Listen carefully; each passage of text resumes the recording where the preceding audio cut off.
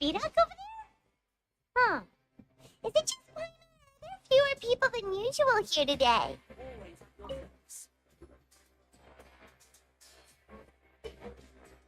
Ah. Seeing you at this time must mean you've already saved up a lot of credit coupons. Or at least enough to skip work. Seems you're getting into the swing of things around here. Impressive. Very impressive. So, now can you tell us about the animals you know? If that's what you want to know, I guess you couldn't have come at a better time. I mean, it's a good time. Leonid and those other pesky broke urchins have all gone to work in the production zone. I wouldn't want them listening in without paying up. We get it. Just tell us already. So, you know those pipes that make strange sounds? Don't ever, ever go near them at night. Even if you manage to avoid the guards, you might find something even more terrible. Something even more terrible? Like what? A group of cannibals. Cannibals? In the Fortress of Mary? Every month, they meet a few times in the dead of night. Rumor has it they might be connected to the people that have disappeared here.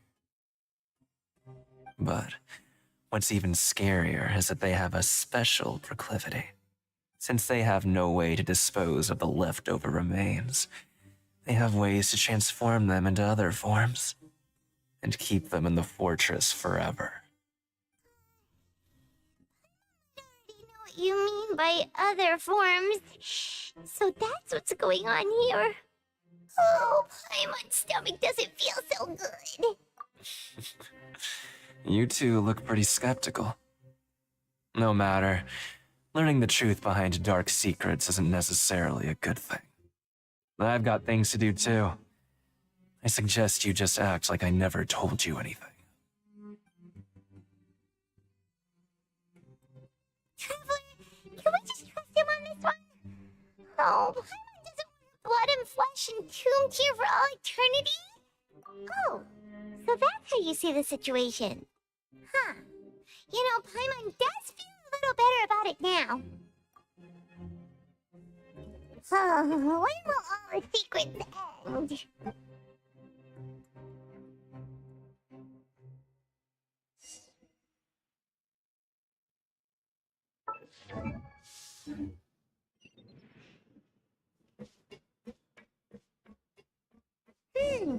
Bintang isn't here. But the guys who went to work in the morning are back. Let's go with them.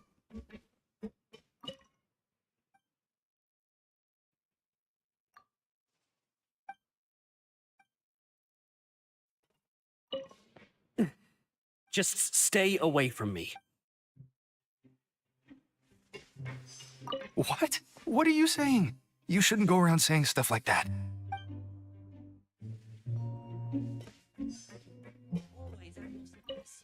What are you talking about? Listen, you should keep your nose out of other people's business. Their attitude sure is suspicious. Like they're trying to avoid us. But if they're being so obvious about acting weirdly, do you think they might just be trying to lure us in? Oh, this is all getting way too creepy for Paimon. So you mean we still need to investigate some more? Okay, if you...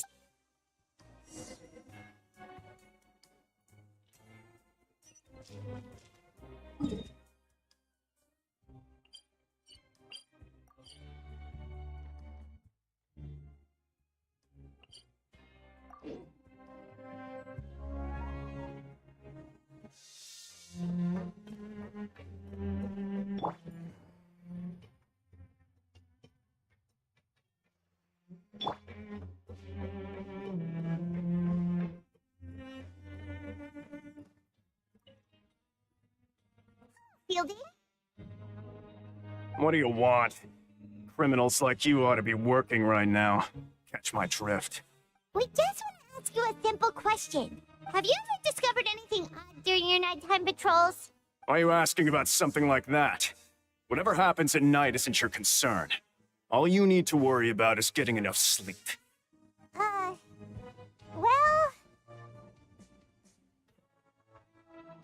right! We've heard it happens a few times every month. Paimon has sensitive ears, so it makes it hard to sleep. Really? I see. But it's not like I'm on duty every night. And now that you mention it, I recall my colleagues talking about something like that before. They say that strange things tend to happen at night on pipe cleaning days. Lots of us don't willingly take those shifts. So, what happens at night on pipe cleaning days? They just conduct regular cleaning of the fortress's drainage facilities. There are 3 pipe cleaning days per month, and it just so happens that today is one of the scheduled days. You can try to confirm the sounds tonight if you want, and if they're real, then I can report the issue to my superiors for you. Oh, okay. Then we'll keep both ears out tonight. If that's all, then I'll be leaving now. I advise you not to try anything funny, though. Even if I'm not on duty tonight, someone will still be watching you. Don't worry, we don't want any time added to our sentences.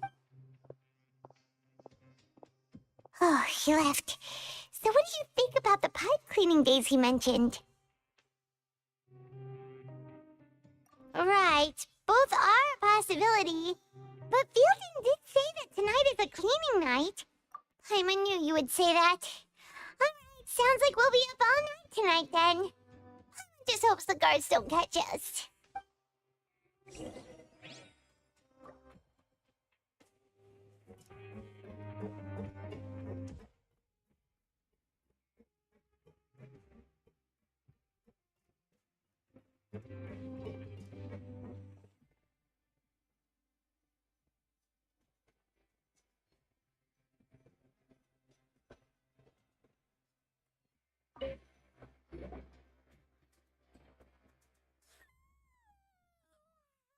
So tired. But we can't sleep yet. They'll be cleaning the pipes tonight, so it's the perfect chance for us to investigate. Whatever. Just be sure to wake Paimon if she dozes off. Paimon's worried something might happen if you go alone. Huh? Traveler? Did you fall asleep already?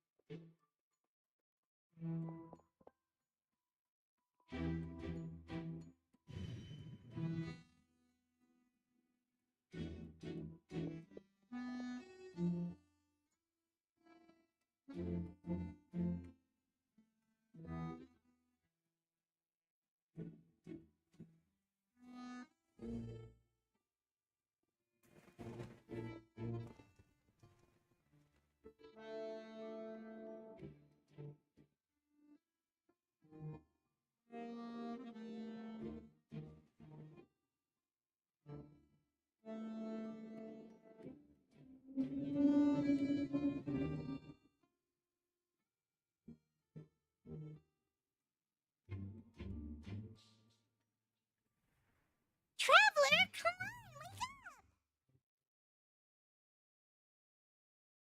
Oh, it looks like you were just peacefully sleeping to Paimon. Well, what did you see this time? Really? So we're finally starting to figure out what actually happened. But, okay, well, it's about time for us to get moving. Just be careful to avoid the patrolling guards.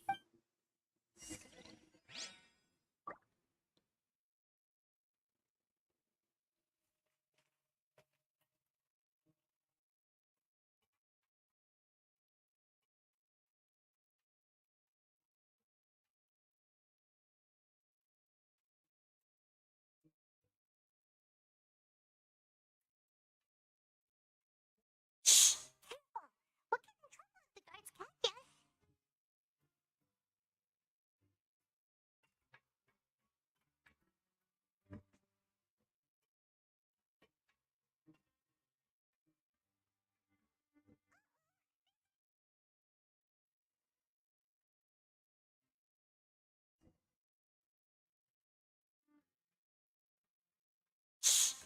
Careful! We'll get in trouble if the guards catch us. Hey, not this way. We need to get to that pipe, remember?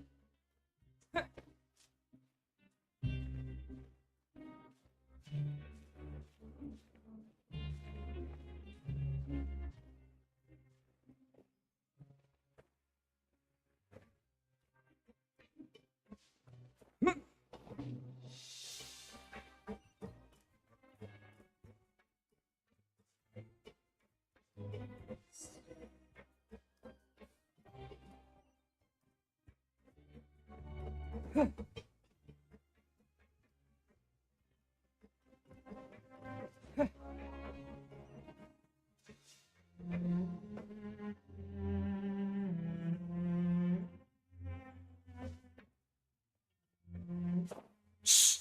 Careful! We'll get in trouble if the guards catch us.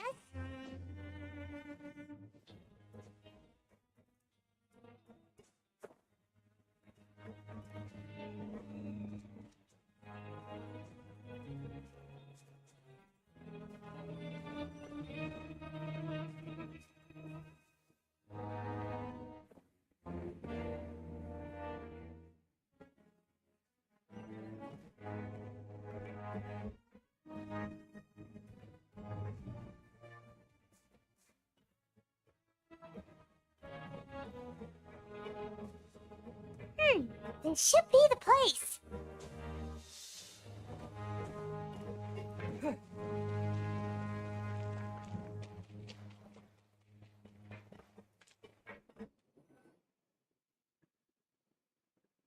What?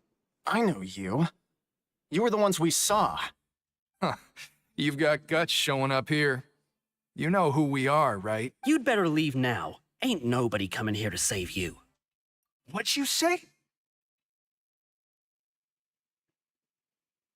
Yeah, so what if they were? If you push us, we can make those rumors a reality at any time. Hey, what's the point of all those rumors anyway? What exactly are you trying to do? I don't have to tell you anything. If you turn around, go back to the dormitories, and act like you never saw anything, then I'll pretend that you never showed up here. Yeah, scram. Nothing worth seeing here. Huh? What did you say? Isn't that exactly what Boss said when he left? Hey, do you know our boss? Whoa. We had no idea our boss was such a big deal. He always kept his identity a secret. So, did he have you come here to find us? Oh, so your child's crew here? Seems like he had no problem fitting in. We're the only ones who heard him say those words when he left that night. So unless he somehow told you those exact same words after that... All right. I guess that's proof enough for me. I believe you. Those dreams of yours sure come in handy. We gave him the business for a while and would always give him a hard time when he first came to the fortress of M.S.A. But here in the fortress, the strong will always earn respect. He was working the longest hours and racking up wins in the Pancration Ring.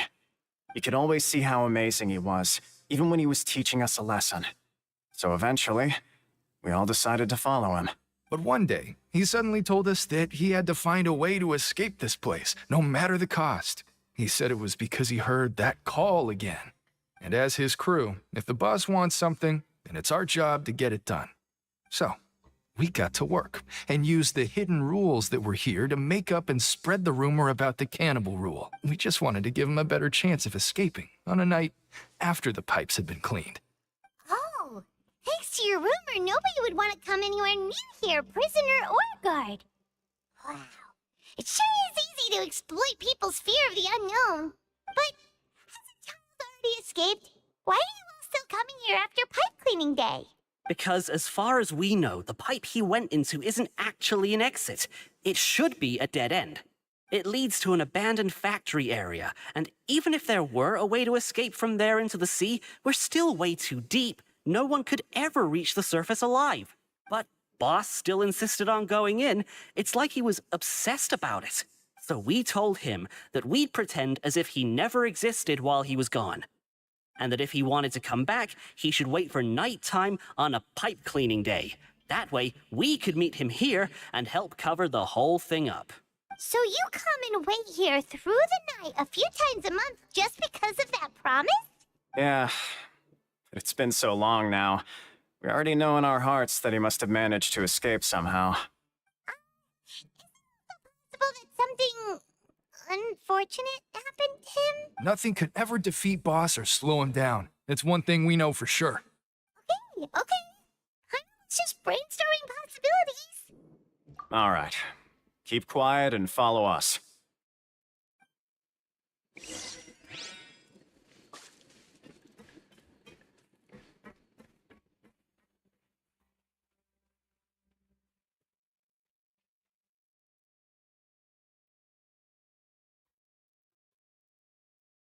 The way up from here has been sealed off. It's impossible to get through.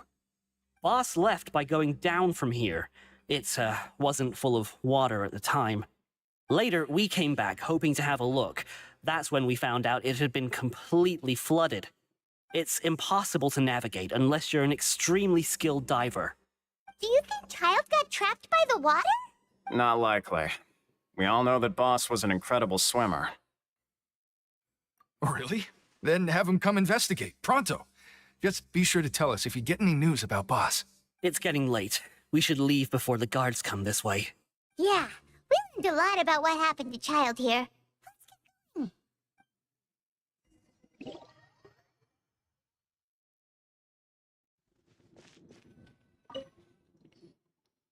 Whew. We finally learned some key information.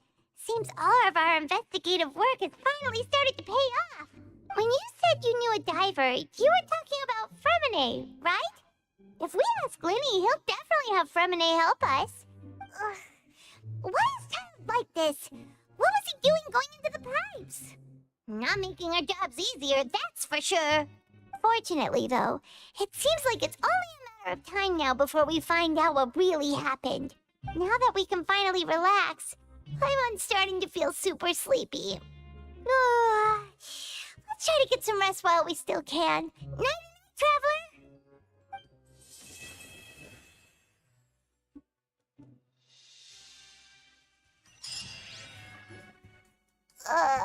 It's morning already? But still needs more sleep. Huh? Wait, look over there! Isn't that... It's one of Liddy's cards! Let Paimon see what's written on it. Maybe you haven't heard, but today is the monthly free day. Everyone has the day off today, which makes it the perfect time to do some investigating. It's been a while since we last talked. Have you been making any progress lately? Let's meet at our usual spot in the factory area before lunchtime. I have new information. Ooh, Ooh, today's our lucky day. We have the day off. From the sound of it, Lenny's been making progress with his investigation. Wonder what he's discovered. We still have some time before we meet up. Let's talk with the people here for a bit more before we go.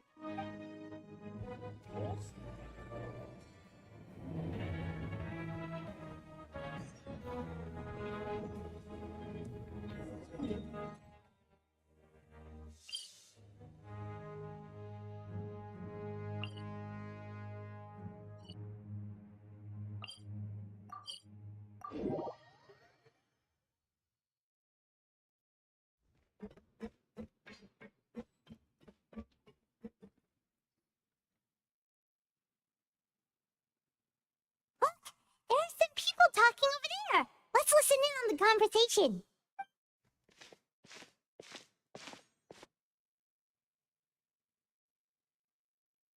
If you ask me, those pompous parasites on the surface act like they're all a bunch of aristocrats. Do any of them give half a hoot about a bunch of dogs like us? Hey, speak for yourself, mate. I'm no dog. Oh, you think you're special or something? If you're here, then you're just a convict like the rest of us. I've heard that even if you're released after serving your sentence, going back to life on the surface ain't any better. Once a criminal, always a criminal. We're marked for life. I don't buy that. Hey, how cool would it be if the whole world was destroyed by a giant flood and everyone had to start over from nothing? What kind of filthy bilgewater are you spewing? I have family up there. You best shut your sewer hole and talk like that. Listen, things ain't so great on the surface, but who says that you have to leave? I've heard that you can still stay here and work even after you've served your sentence. Not bad if you ask me. Who wants to live in the ruddy overworld anyway? And what makes you think they'd want to hire someone like you? It's one of the great mysteries of the universe, how someone as useless as you is so gone. Whoa. Sounds like they're really unhappy about the overworld. Speaking of which, Paimon never heard anyone use the words overworld or underworld when we were living up there. Is it only something the inmates down here say? That's true.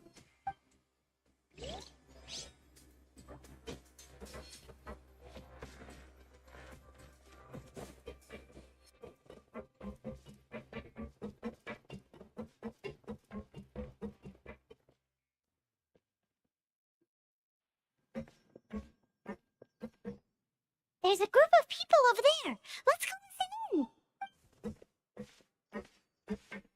So I said, that's not a faucet. Hey, who are you two? Why'd you come over all of a sudden? Sorry for eavesdropping.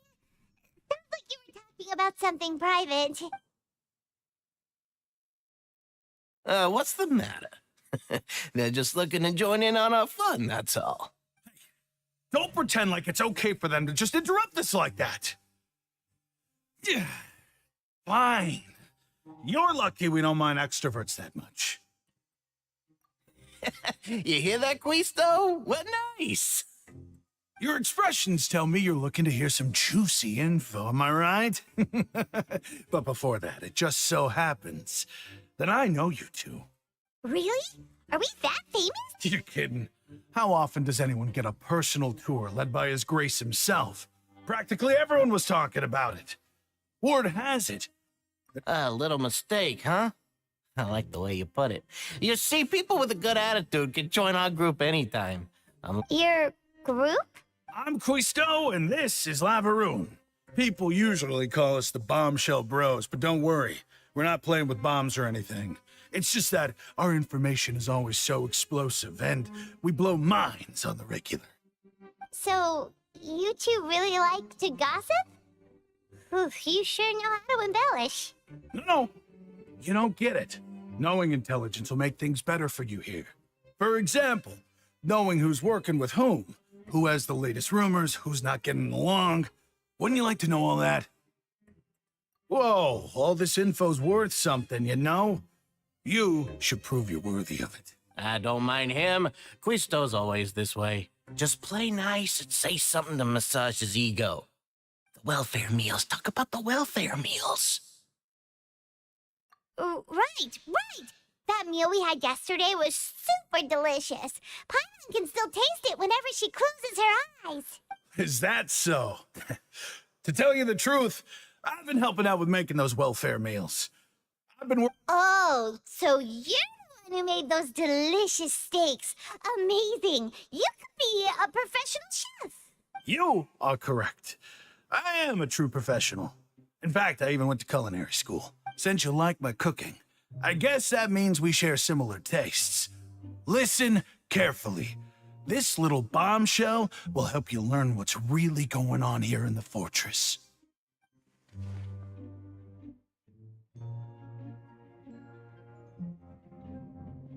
Listen, kids. The power structure within the fortress is quite complicated. The overworlders couldn't care less about us down here. We're basically dogs to them. You've already met the one person here you should never cross, the Duke, Risley. He knows more than you think. And if he doesn't care about something, then he often doesn't bother dealing with it. Those who have the Duke's attention get all kinds of special perks. I know who you mean. It's that Jurier character, right? I don't think there's anything useful about him at all. Why does he visit the infirmary practically every day? Is it normal for anyone to be going in and out of there so often? If you ask me, he's just faking it to get out of work. But did you know that Churia was a talented researcher from the Fontaine Research Institute before he came here? There's no denying that. I don't care if he was a researcher that could turn dirt into Mora. Once you're in the fortress of Meripede, you're just another inmate like everybody else. Speaking of which, the last time I saw him, he was passing by in the corridor with Lorvine. I also heard they started arguing in the library and got into a fight, right? Guess that's just how terrible of a guy he is. You mean he hit a woman? Wow, I never imagined he was that bad. But that Lorvine's also quite the odd one, you know? She's always gabbing away, got into a fight with a man, and she also got sent to the infirmary. Come to think of it, I always see her going to the sick bay every couple of days, too. Wait a second. You don't think? Do you think could it be that they're secretly meeting there to go on dates? But it's really hard to imagine. After all, I do remember seeing Lorvine beat Juria to a pulp that one time. And we might be overthinking things.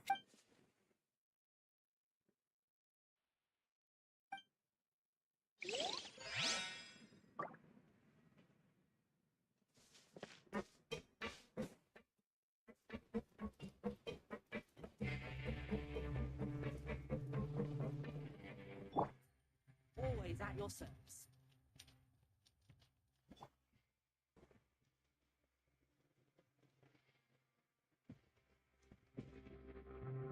Hey, you over there?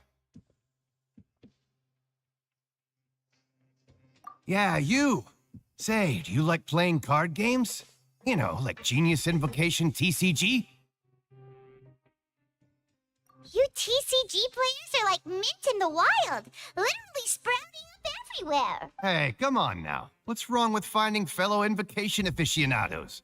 Anyway, care to join me for a game? All right. No pressure. But why would you be looking for people to play Genius Invocation in a place like this? Don't people usually come here to fight? Whether you're throwing down cards or throwing punches, it's all a competition, isn't it?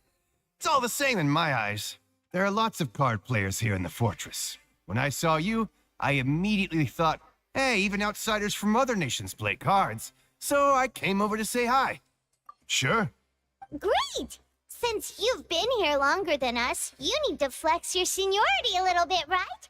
Maybe you could start by telling us newcomers some stories about this place. I thought you would have already heard everything by now.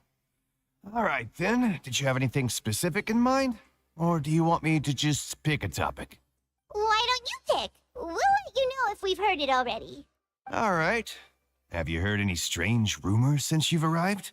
Then, did you know that there are some people who are always gossiping over in the corner? Yeah, so you've already met those two. They're quite a pair. They always keep an eye out for the latest happenings and gossip about everything. Never seen anyone with more time on their hands. I heard that there used to be a chef and a bartender before they were sent down here. You know how bartenders are, always chatting with customers. And chefs love to pass the time just hanging out when they're not cooking. Good to know. Do you have anything else to tell us? Let me think. Sounds like you want to hear something a little more tantalizing. Oh, did you know that the Duke was also a convict in the fortress of Meripede before? Huh? Wait, are you serious? That's right. The Duke was an inmate just like you and me. Seems he was exiled here for committing some crime. Who knows how he ended up rising up to become the warden, though? To go from an ordinary inmate to becoming the manager of the whole place? I'm not gonna lie, I kinda respect that. The Forbidden Zone? Sounds like something that someone just made up. I've never heard of that. Where did you hear about it? Just a rumor we've been hearing, but no worries if you've never heard of it. Do you have anything else you can tell us? Anything else? Not that I can think of, but I'll be sure to tell you anything interesting I hear next time. You'll have to play a game of Genius Invocation with me first, though. Okay, we've talked to just about everyone, and it's about time for us to go meet Linny. According to the card he left us, we should go meet him in the production zone.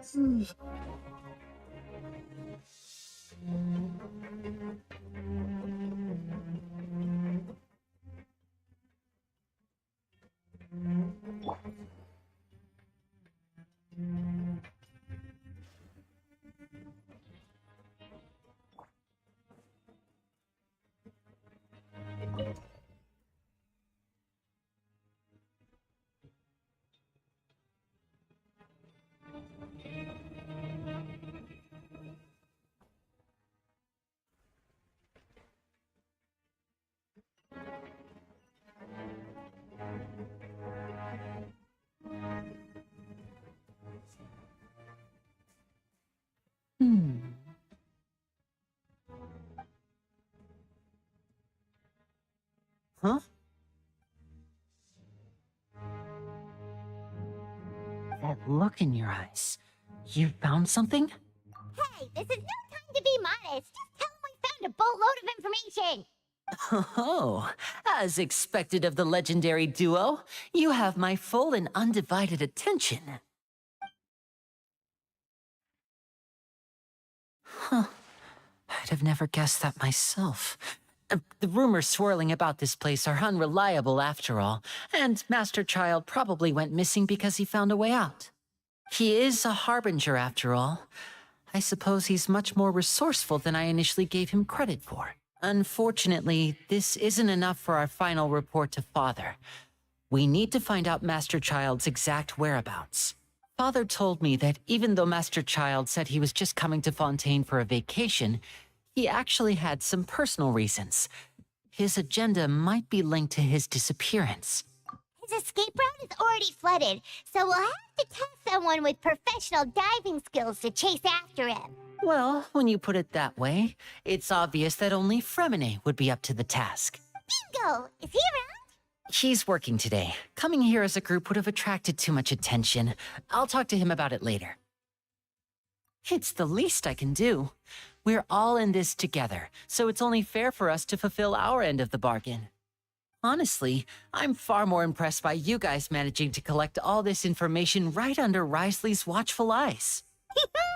Collecting information has always been our strong point. Now, let me think. To find out more information, Fremine will have to retrace Master Child's original route. And if he's to do that, he'll have to set out on the next pipe cleaning day at the earliest. That's 6 days from now. And after that, he'll probably take another 2 or 3 days to return. You can even estimate how long it'll take for him to get back? We've been working together for a long time. We know each other's capabilities like the backs of our hands. Traveler, what say you to meeting here 9 days from now? We'll be able to pick up Fremine while we're at it, too. Oh, and there's just one last thing we'd like your help with. Though we can just sit back and wait for Fremine's report on Master Child's whereabouts, we still need to make more progress on the investigation of the Forbidden Zone. Fremine's no master of disguise. Lynette's still working on getting intel from the other areas, and I'll need to spend some time helping Fremine prepare for his diving mission. So, you are the only ones we can count on. What do you want us to do? Will it be hard? Well, I won't call it easy per se, but I think you'll be able to pull it off. Listen carefully. You'll need to find an excuse to get into the infirmary and investigate the room and environs. You've mentioned several sketchy-looking people always meeting at the infirmary earlier, so it probably has something to do with the secret we're hoping to uncover. You've already met the head nurse, so she'll be less suspicious of you. Investigate the internal structure of the infirmary and any active dealings within, and pass those on to me alongside anything else you're able to discover. But also, there's no need to take risks. Don't forget, safety always comes first. My apologies, I just started rambling out of habit. Bad thing, right? All right, then we'll head out as soon as we finish our prep. Let's go our separate ways for now, then. Don't forget, we meet here again in 9 days. Stay safe.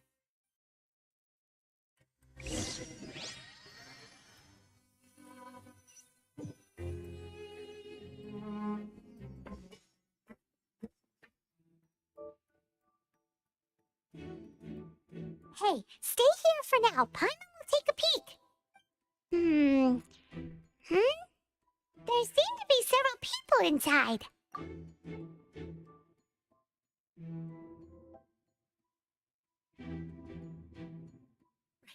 I feel like this. It's not impossible. Oh. It's a bit hard to understand them from here, so why don't we just try to talk to them in person?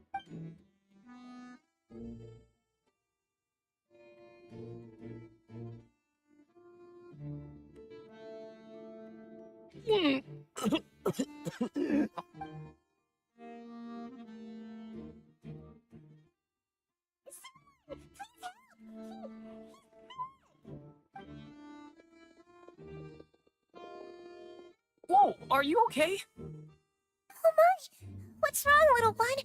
There's no need to panic. Take a deep breath before you begin. The traveler started complaining of a stomachache and then nausea and then collapsed onto the ground. Byron doesn't know what to do. Freezing limbs, twitching fingers, and pale complexion. Could it be poison? Let me take a look. Please lie down over here. Don't worry, I'll get you to the bed safely. Here, hold on to my shoulder and walk slowly.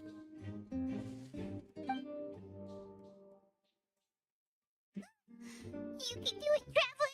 Don't apologize. You're sick after all. Now, please relax. I'm just going to do a preliminary checkup on you.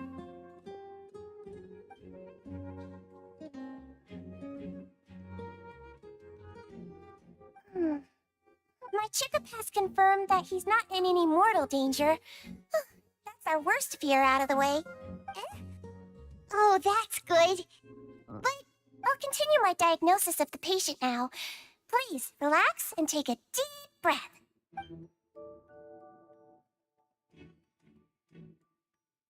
Don't sense serious damage to your organs either. Does it hurt when I press here?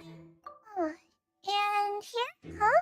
But based on my initial checkup, there shouldn't be a problem here. How strange. What about here? Does this hurt? Oh. I understand. I think you just ate something that disagreed with you. That's all. Nothing too serious. Outside of a pretty bad stomachache when it decides to act up. So that's what it is. Thank goodness it's not anything more serious. And there have been other inmates complaining about the food recently. I'll inform our head chef, Mr. Woolsey, of this problem as soon as possible. Congratulations! The health risk is incredibly low, so you should recover within a couple days. Why don't you take a rest here while I go get some medicine for you? Miss Levine, I'll have to trouble you to help me look after this new patient while I'm gone. Very well. And she hopped away just like that.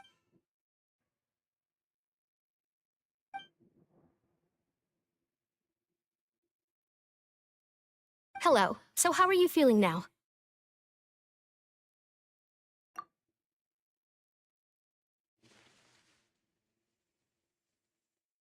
His stomach ache's really bad. He was stumbling about the whole way here, so Paimon's really worried.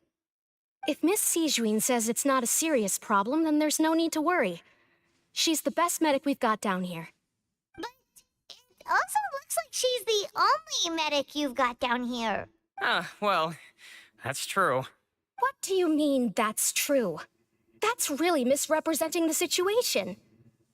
Of course I can't speak for the whole fortress, but it's not like everyone imprisoned here is useless, you know? Though they may have committed crimes and gotten locked up here as a result, they still know a thing or two about medicine, and they help Miss Sishuing take care of the sick and injured.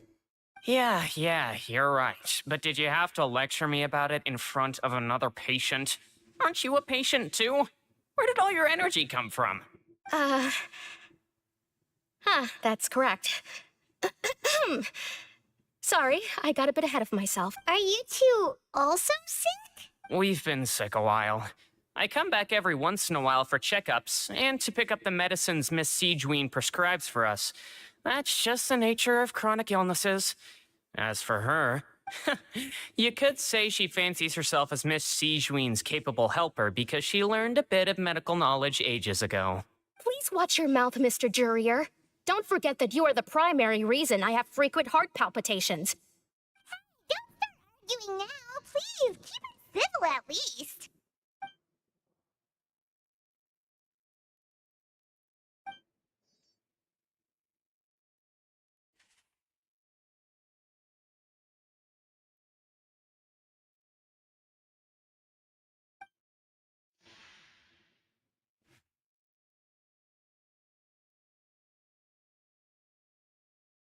Hey! There's no need to fight!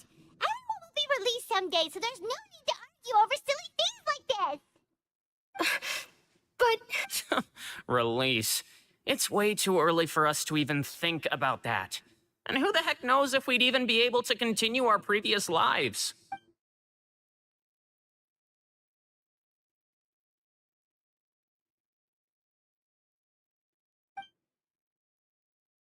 Please allow me to end this boring and useless conversation. Oh, and Mr. Jurier, I don't want to see your face here again anytime soon. And same to you, Miss Lorvine.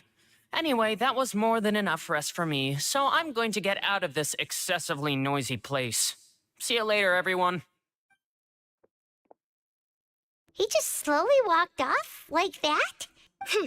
That's just what he's like. I'm sorry you had to see all of that. I'm Lorvine, and that's... Well, his name is Jurier, but I hope you'll never have cause to remember his name. You really can't stand him, huh? I mean, can you blame me?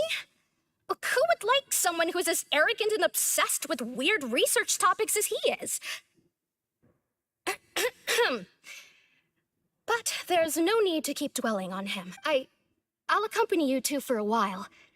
Miss Seashween should be back soon, and I'm sure you'll feel better as soon as you've had some of her medicine. No, it's nothing. I'm back. Did you rest like you promised?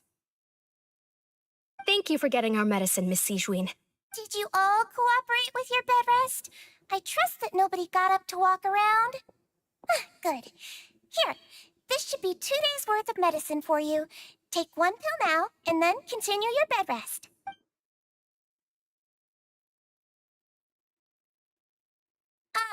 Miss Levine, I left in a bit of a hurry just now. Do you still remember if we discussed the color of the pill that you should be taking today? I remember. You said it should be yellow. Yellow, huh? I understand. These are yours.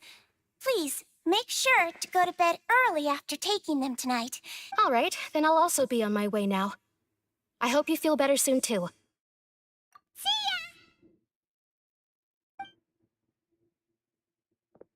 I'm going to fill out your medical record now. You're widely known as the Traveler, right? I just want to double-check a few details, if that's all right with you. Those two made quite the commotion just now, so why don't we let the Traveler rest? Paimon can answer the questions instead. So his primary symptoms are abdominal pain with secondary symptoms of nausea. Is there anything else? That's it. All right, then. Is there anything we should know besides to take the meds? No, his base constitution is quite good, so I'm sure he'll recover quite quickly after taking the medicine. Please make sure to stick to bland or less stimulating foods, and don't stay up too late at night. Okay, Paimon will hold the Traveler to that for sure.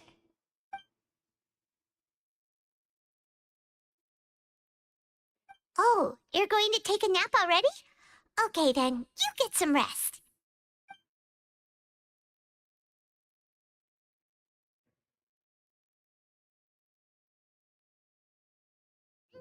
We've been to lots of places together.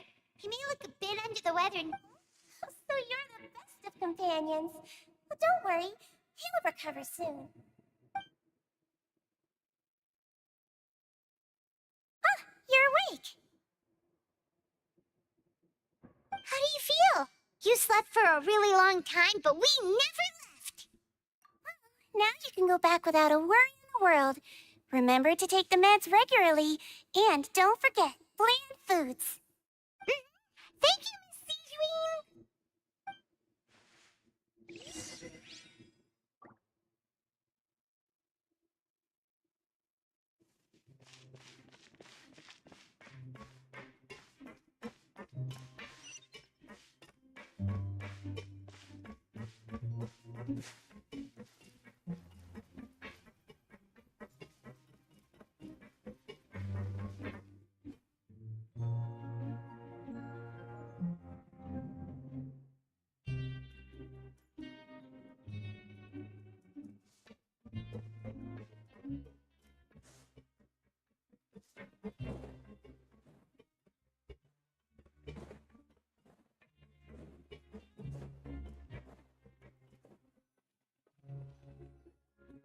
You really are something. To be able to fall asleep like that and even sleep talk the entire time? No, but you kept mumbling things along the lines of, Pyron, don't take my grilled fish, and put down the Adeptus Temptation now. Paimon talked with Sejuine the entire time you were asleep. She seems like she's just a sincere nurse, and Paimon didn't notice anything unusual in the room. Are you sure we're not going off track with the infirmary?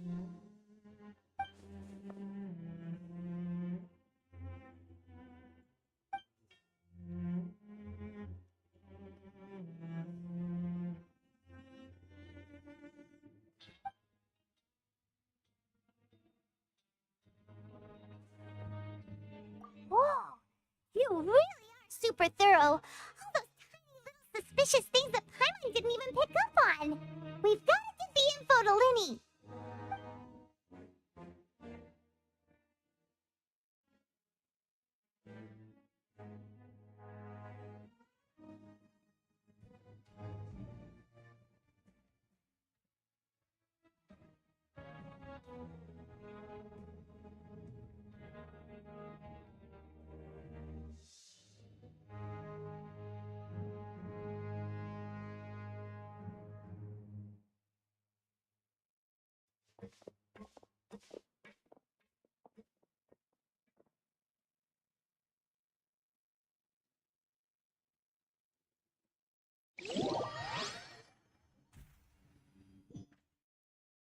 Today's the day. Let's go meet up with Linny.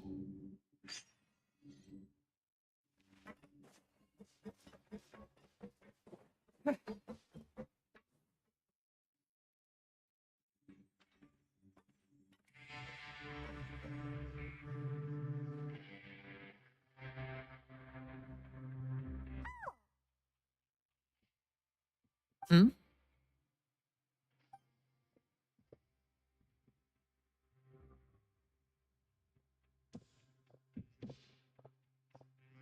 Did you two run into any trouble over the past few days? No, we just worked our shifts according to the schedule. Nothing weird happened. That's good. That means you didn't raise any suspicions when you infiltrated the infirmary. We've taken a look at the slip you've sent. M.S.A successfully left the grounds via the pipes 2 days ago, and as of last night, Lynette has also infiltrated the infirmary after faking an illness. Wait, why is she getting involved as well? You already went above and beyond when you scoped out the infirmary. To put it more bluntly, even if we were to view that as something you did in exchange for M.S.A's help, you've already done more than enough. Infiltrating a guarded stronghold is a different kind of job from a one-off investigation. We want to avoid using the same faces over and over and reduce the amount of suspicion that will fall on any given person. Lynette also felt like you have already taken the first step for us, so she should be the one to finish the job. So that's what Lynette thinks. Oh, Paimon hopes everything's going well for her.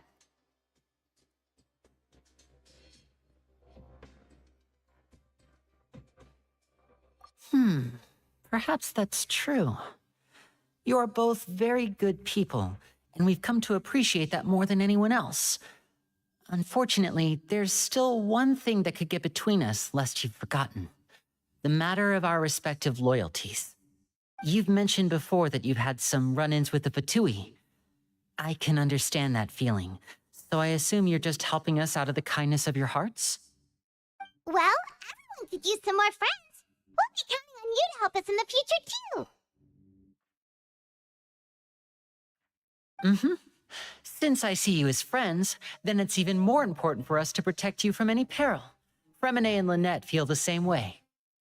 Glad to hear it. Then, let's go check on Lynette before M.S.A returns. If everything went well, then she should be wrapping up her investigation right about now. Is now really a good time to go over? According to my observations, Sigewinne always spends around half an hour away from the infirmary right before lunch. Lynette knows this as well, so this should be a good time to meet up with her. Also, I'm her brother, remember?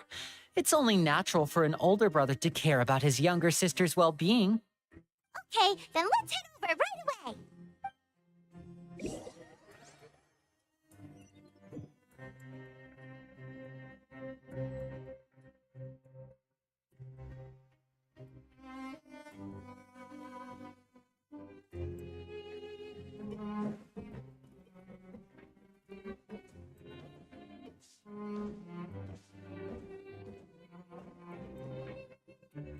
Lynette should be here right now. Huh. Strange. Lynette? As expected, Sigewinne isn't here, but why isn't Lynette here? No, Lynette rarely deviates from the plan. We agreed that if she were to make changes on the fly, she'd find a way to let me know. Unless... Let's see if there are any clues around here. We can look while we wait for her. Okay.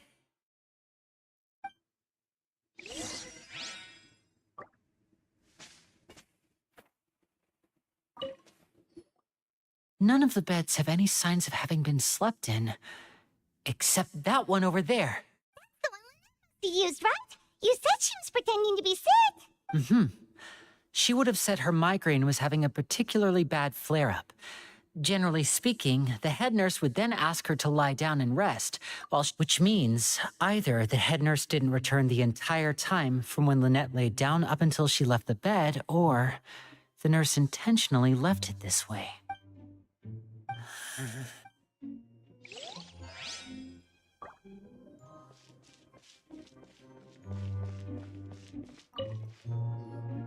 There are some books here and a few files.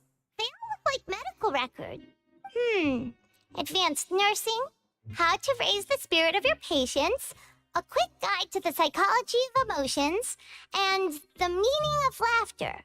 These sure are some interesting books. Who knew Sijuin would be interested in these kinds of things? She even has books on understanding people's motivations and feelings. Is it because she's a Melazine? Or does she have a need to understand her patient's emotional state? Seems quite normal to me. These are skills that would come in handy for a nurse from time to time.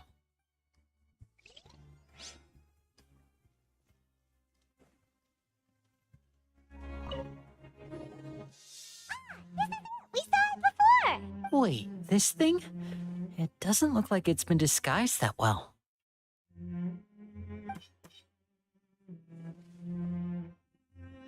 The space behind it is empty. From its size, I don't think it's an entrance that is meant to be taken apart. There's probably a mechanism around here somewhere. Could Lynette have tried to get inside? But if that's the case, she would have contacted me for sure. Let's look around here for some more clues. Don't panic, just take another look.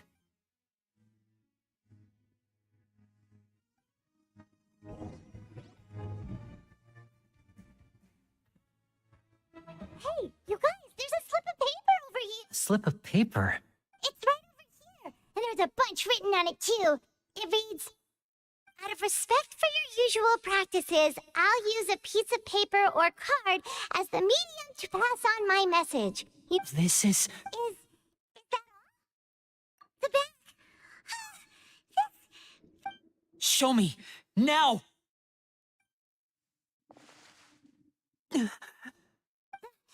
That look on your face. Paimon's reading it now. Would you care to guess where Miss Lynette of the Fatui could be right now? No. Could she have? Is she already? Wriothesley. Did he deliberately leave the infirmary unguarded to use it as bait? Wait, you mean he was aware of our goals from the very beginning? But why? We didn't run into any trouble last time, and he also never reached out to us since. Yes, that is a crucial question. Wriothesley, he doesn't do anything without a clear goal or reason. So this means he had no concerns about your activities from the very beginning. You're not from the same camp as us. You were sent down here by Nervulet, so you have no conflict of interest with Wriothesley. We're a completely different story, though. I'd like to know that, too. Why did he only go after her? Don't panic, just think everything over. I have to stay calm. This is not like what happened last time. The situation's different now. Wait, you're right. Wait, but that means the fact that Fremine was able to leave the grounds. Could Wriothesley have let him go as well? What does he gain by letting Fremine leave like that?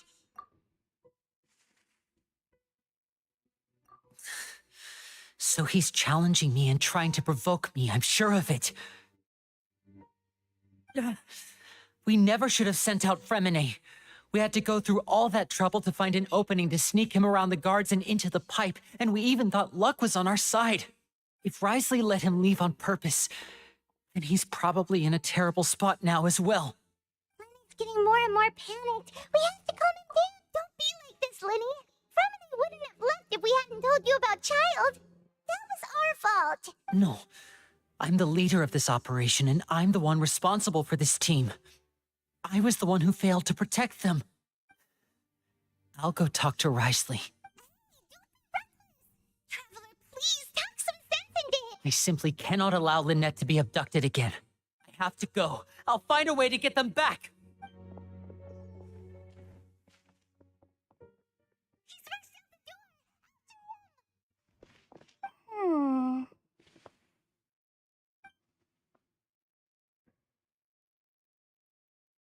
Right.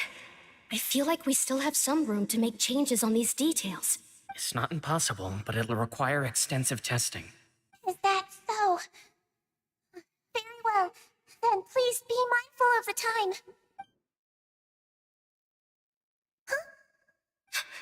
Is someone? Pack everything up. Whoever's outside is eavesdropping. They'll probably come in once we stop talking. Someone! Please help! He's sick! Whoa, are you okay? These two. As expected, they've already found this place. Well, they are quite sharp. What a delightful turn of events. I like smart people, but I also like playing dumb. What's wrong, little one? There's no need to panic. Take a deep breath before you begin. Being able to read human expressions is quite the useful skill. Wait! Wait! It's no use. We have to catch up to him.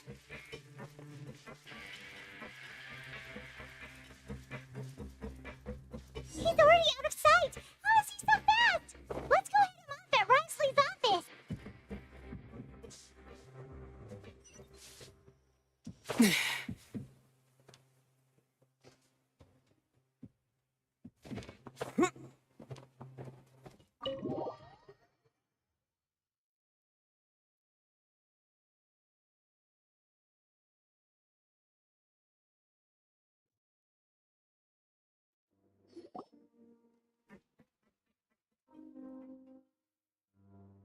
Come out and face me, Risley! Aren't we at an administrative office space? Why don't you at least try to follow even a couple rules from the fortress's indoor management regulations? What did you do to my sister? I ran into the young miss at the infirmary. I'd heard that she was suffering from quite the migraine, so I decided to invite her over for a cup of tea. I do have some teas in my collection that can work wonders against such an illness. Stop joking around! Where did you take my siblings? I have also heard that your performances are quite the spectacle. Miss Lynette would sometimes enter a box filled with water, only to emerge the next second from another place altogether. Maybe she'll appear behind you right now if you were to turn your head. Is he trying to trick me into turning my head? No, he's probably not looking to attack me right now. All of the hostages are in his hands, and he's even in the mood for small talk. That means Lynette is probably still alive. You knew we were investigating the infirmary from the start, so you deliberately aroused the traveler's suspicions and baited us into continuing our investigation, just so that you'd be able to kidnap Lynette. As for Fremine, no, you probably didn't even interfere with Child's escape. You let him go, so you could purge the Fatui members that we had planted into your ranks. There was no need to do so. The fortress of Meripede is a pretty pleasant place. Most people enjoy their lives here. The only ones who act differently are those with personal agendas.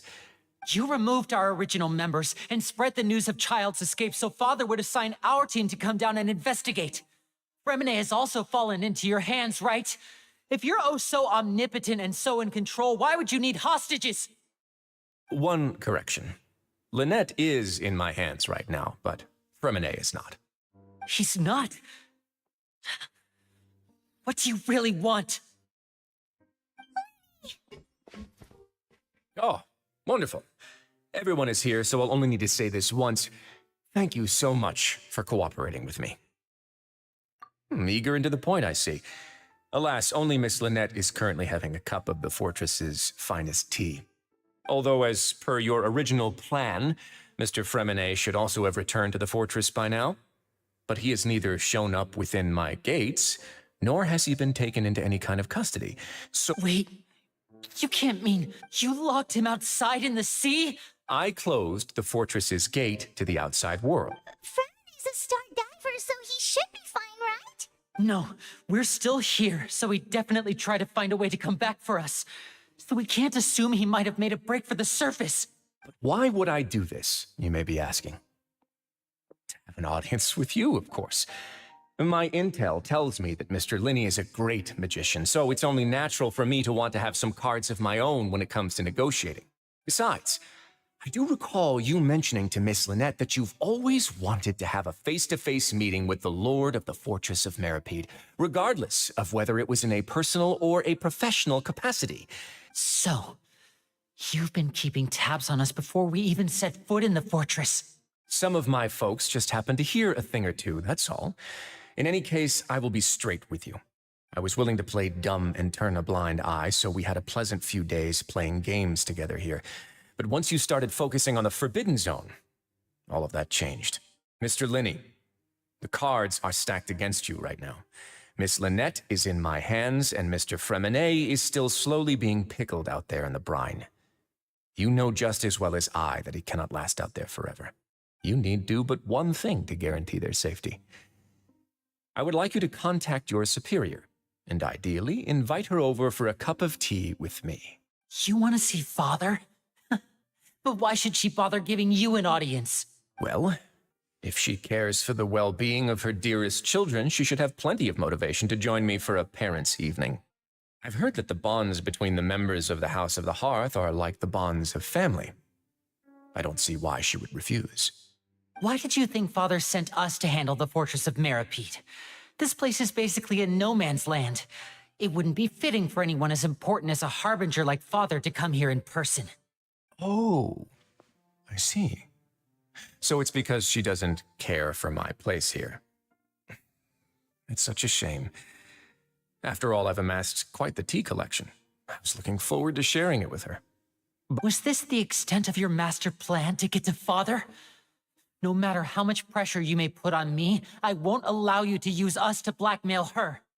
You people really are difficult to get along with. All I'm asking for is a face-to-face conversation. Does she truly have no interest in the fortress's secret? Mr. Linney, you have one last chance to invite your father here. If you refuse... Linney! Instead of asking why I'm doing this, why don't you try to see things from my perspective for a second? From the very beginning, the Fatui has been actively infiltrating my fortress. I gave you a warning by cutting off the first few operatives I found, but that only caused you to double down. Had you given up on the fortress then and there, I'd have no reason to want to talk. Mr. Fremenet left the fortress on his own, and Miss Lynette tried to pry out my secrets right in front of me. No matter how you look at it, the responsibility for this falls on you. I shouldn't ask Father to do anything because of us. 6, 5... Wait, 2. Time's up. It really is a shame, Mr. Linney. Negotiations have broken down. Please leave, ladies and gentlemen. It's time for my afternoon tea. Listen to the Traveler! If you can't talk to Linney, can you at least talk to us? You do realize that I'm only letting you go because of Neuvillette, yes? You're here helping him out, and I've already done my best to stay out of your way. But that doesn't mean you can just do whatever you want. The fortress may be small and remote, but it still has its own set of laws. Then how about this? Those who are capable deserve respect. You've spent quite some time investigating my home turf by now, so why don't you tell me a thing or two about what you found, I'll ask you 3 questions. Answer all of them correctly, and I'll agree to your request. Question 1. Regarding the hidden rules of the production zone, what is the truth behind the one about not being allowed to work for 3 days in a row?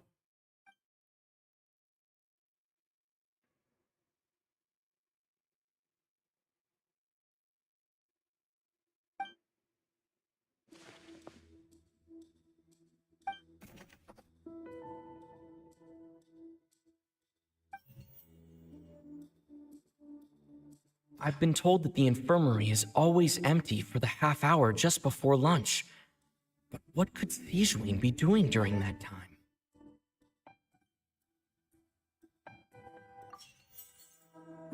The Fonta promoter has been struggling because he doesn't recognize the real value of coupons. Meanwhile, the Duke believes that only idiots who don't understand the value of coupons will spend them on Fonta. The research notes said that the Melusine race perceives the world very differently from humans. As a result, the Melusines have also developed a sense of aesthetics that appears rather strange and alien to humans. According to Collins, the Pancration tournament only took place because the Fonta company sponsored it. The company must want a return on their investment as well.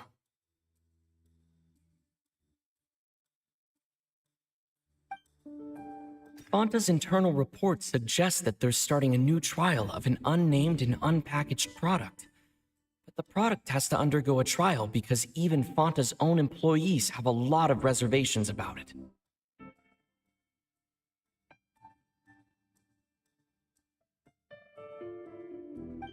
We often see Miss Sijween observing the prisoners at work near the production zone.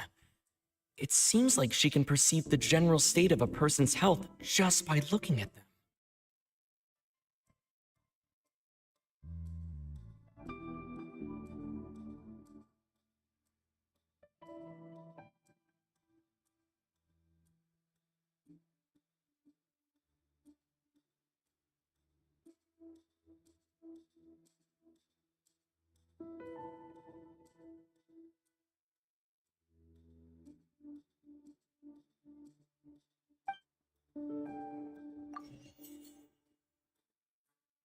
I've been told that the infirmary is all.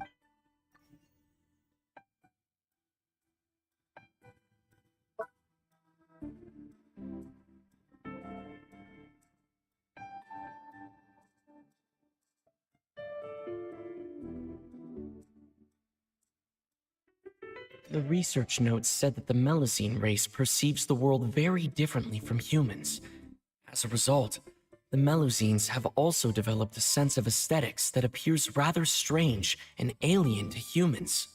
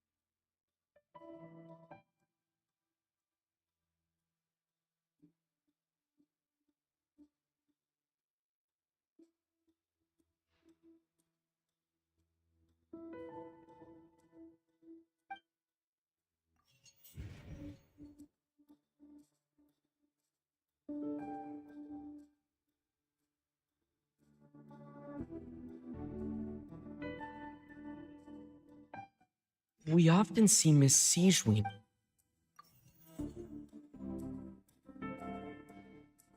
The research notes said that the Melusine race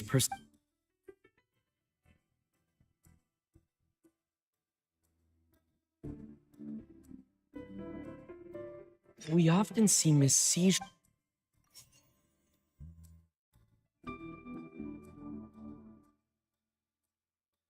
I've been told that the infirmary is always empty for the.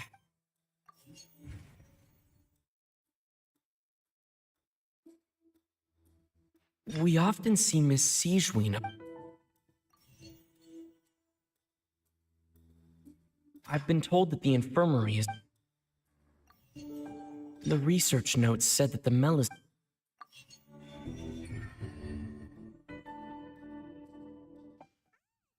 What's going on? I don't understands it now, the hidden rule of the production zone. People are not supposed to work 3 days in a row, and if they do, they'll get strange meat in their welfare meal. At first, we thought this strange meat must have something to do with the people who disappeared, but in reality, they were prepared by Sijween, the head nurse. She often visits the production zone to observe the workers' health and makes a note of anyone who has worn themselves out after 3 full days of work.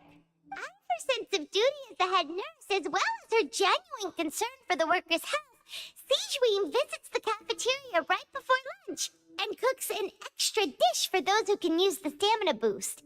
Sijween has only the best intentions with her surprise gift and doesn't want anyone to find out about what she does. Unfortunately, Melusines as a race perceive the world differently from humans, and their sense of aesthetics is even more alien to us. The recipients of her lovingly prepared special meals cannot taste the care within and usually just freak out. Are we on the right track?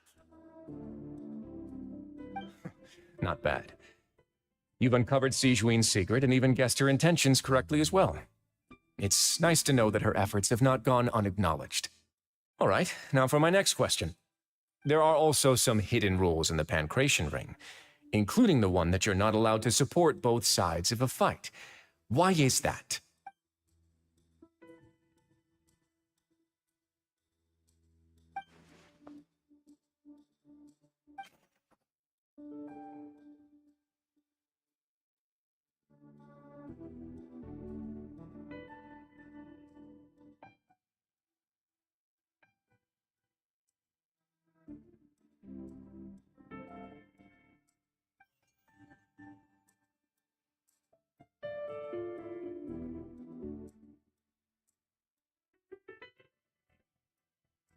Fanta's internal report suggests that there's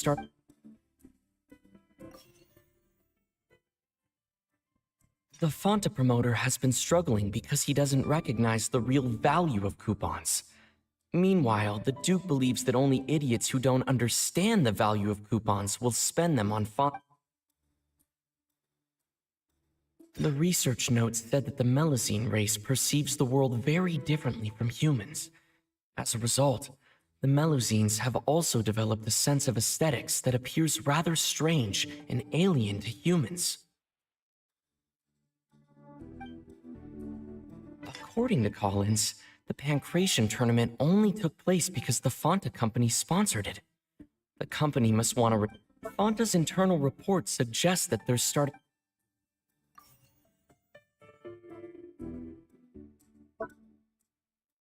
Fanta's internal report suggests... The Fanta promoter has been Paimon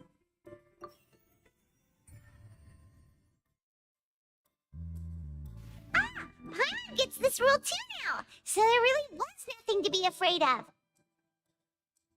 The hidden rule of the Pancration Ring is about how people are not supposed to bet on both boxers at the same time, and if they do, they'll receive a package containing a strange blood-colored liquid.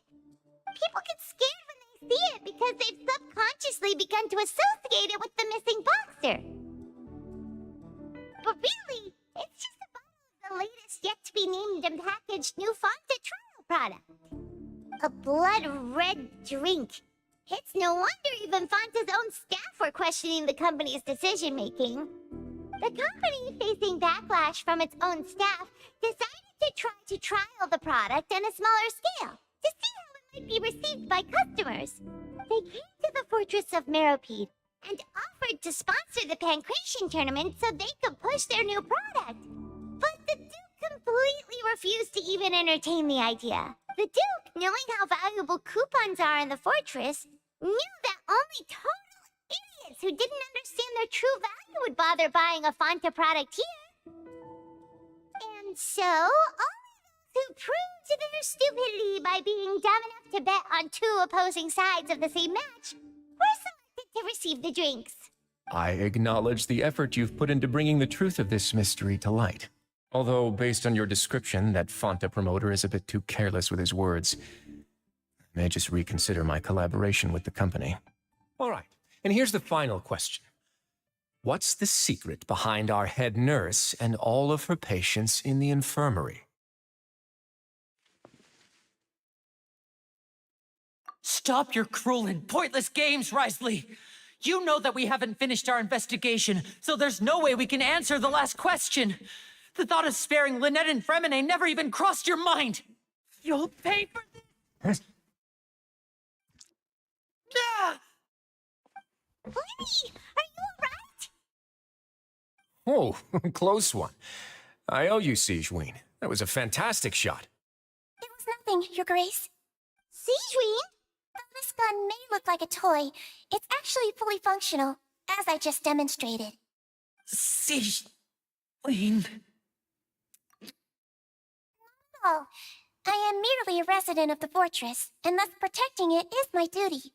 When Monsieur Nervillette asked me to come here, he told me that my job would be to take care of the well-being of everyone here. I am merely discharging my duties.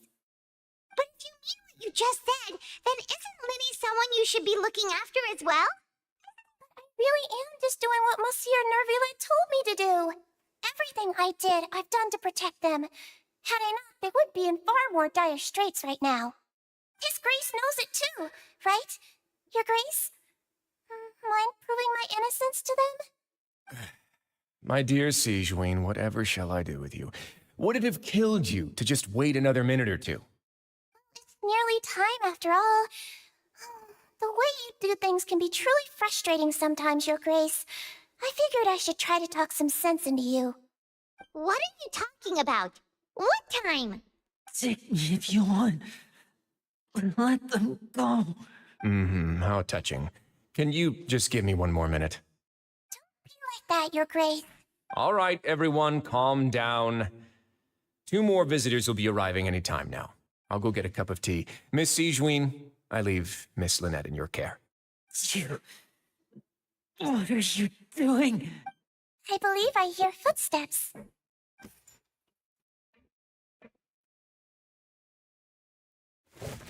Some space, please.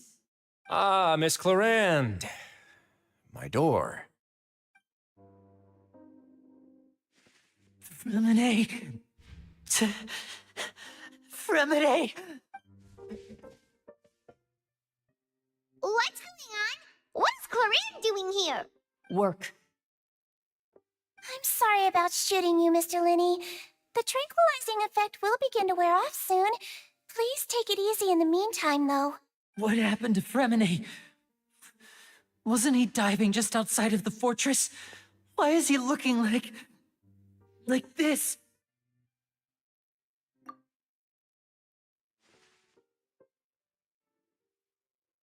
A flushed face, an accelerated pulse. He must have consumed primordial seawater. What did you say? Please, make some space. I'll need to give Mr. Fremine a more thorough checkup. Your Grace, I'll leave the rest to you. I'll talk to Clarande while you get Fremine to where he needs to be. Everything else can wait.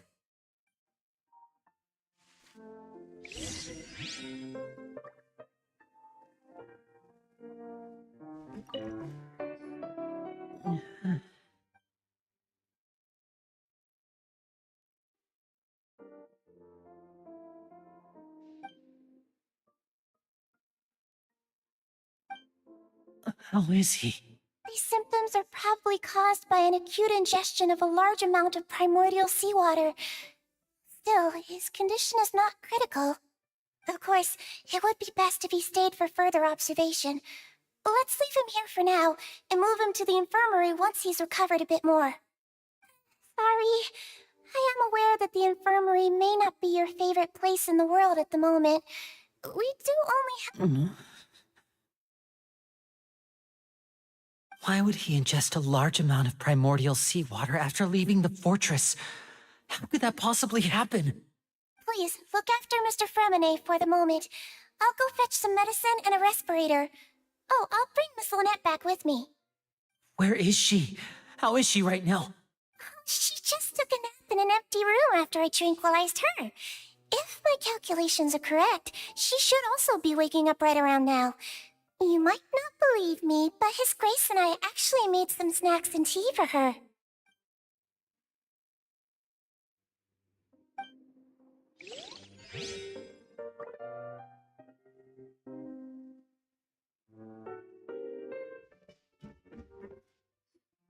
What's that look on your face? I thought I made good time on the way back.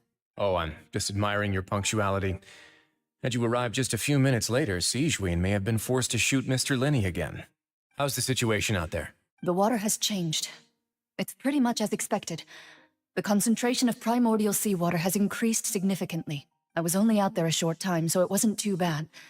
But if one were to stay for any significant amount of time... well, you can see how that boy's doing. Where was he when you found him? The abandoned zone at the end of the pipes. A good distance into the water. Closer than I thought. He must have recognized it early on and tried desperately to swim back. Locking the door was necessary. I don't think we could have saved two.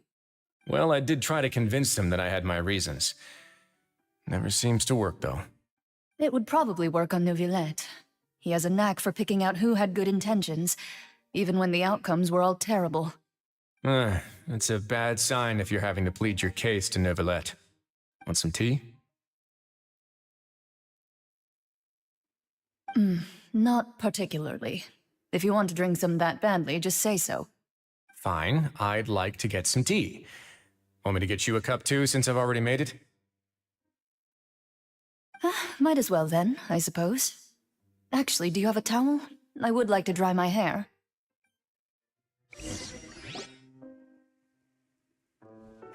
Linny, are you okay?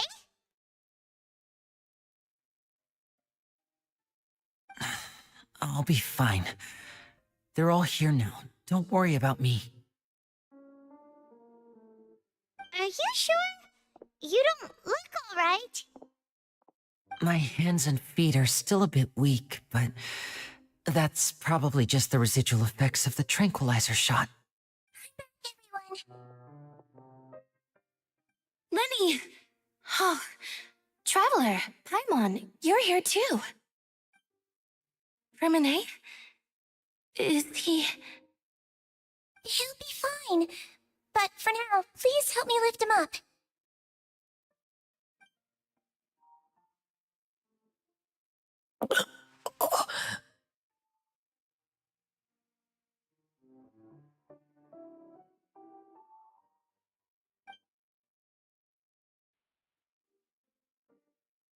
His breathing's beginning to slow down.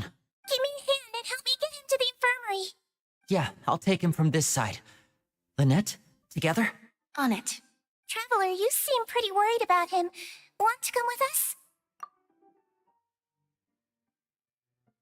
The Duke and Clarande are gone. They probably went to get some tea. The Duke will explain the truth in just a bit. Miss Clarande will need a break, since she only just returned from rescuing Fremine out of the sea.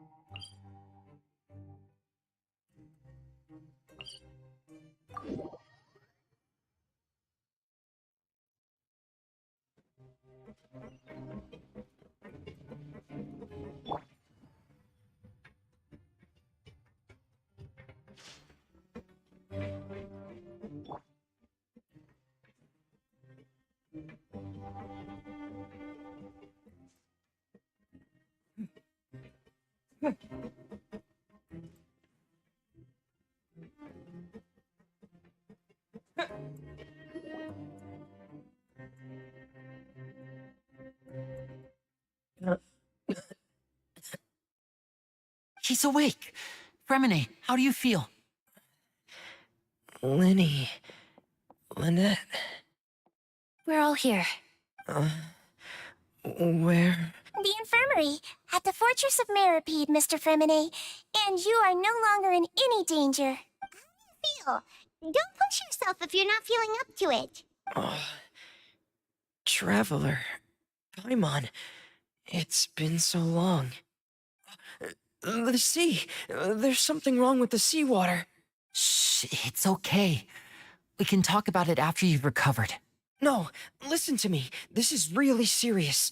There's primordial seawater mixed into the regular seawater. I don't know why it's there, but no one should touch it. Pipes. Right, the pipes.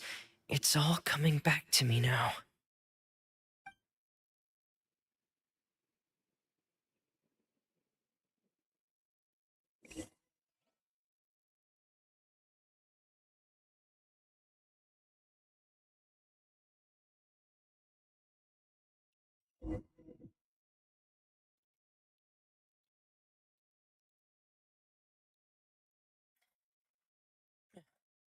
I'm in. Seems like this pipe hasn't been used in a long time. It looks abandoned.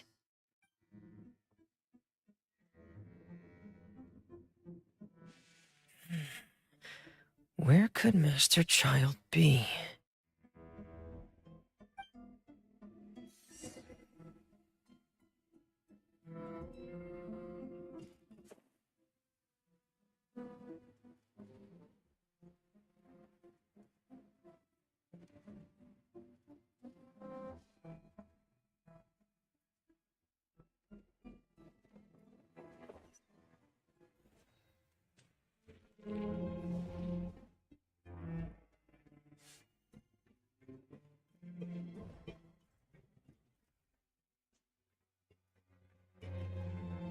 Huh. This mechanism looks like it's been tampered with. Could he have done it?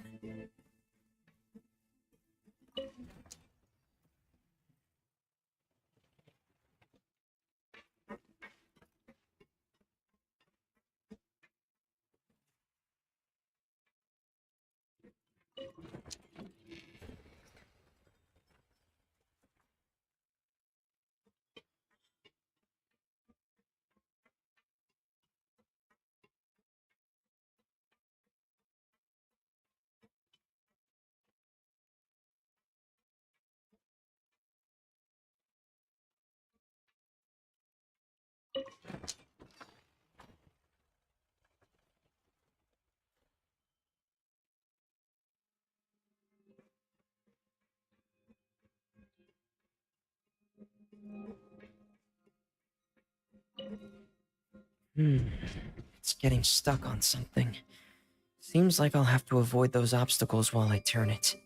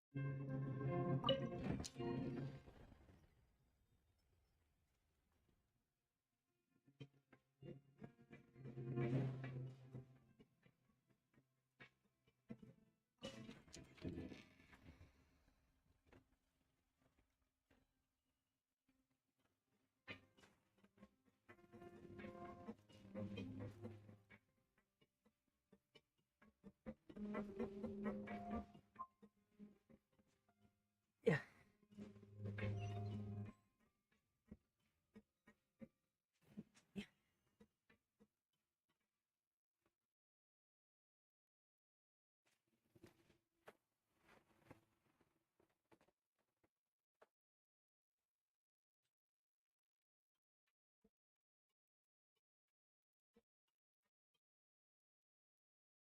This is where the water starts. Okay. Master Child probably dived into the water. I'll go take a look as well.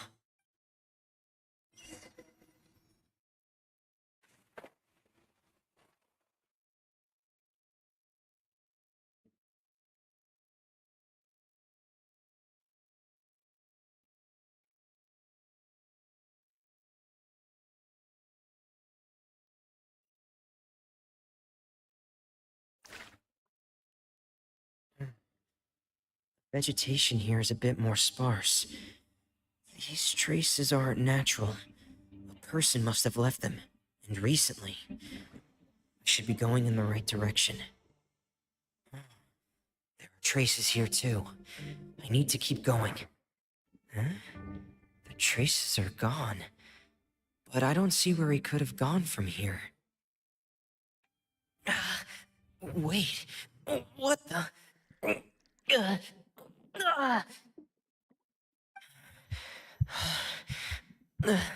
My heart is racing, and it's getting harder and harder to breathe. What's going on?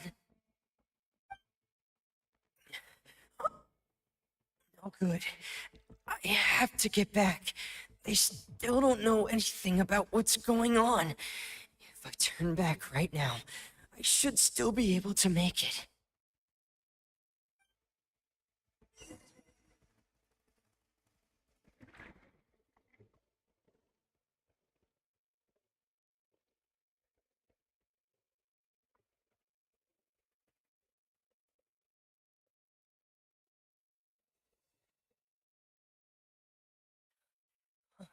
I can't die here.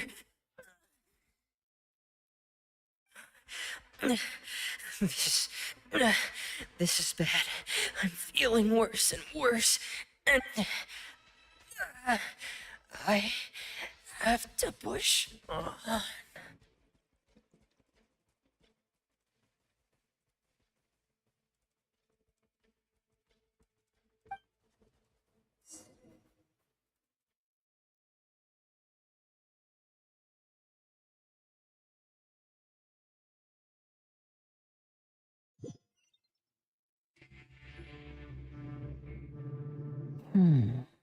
So, in other words, the trail you were following vanished, and you had no idea where Master Child could have gone.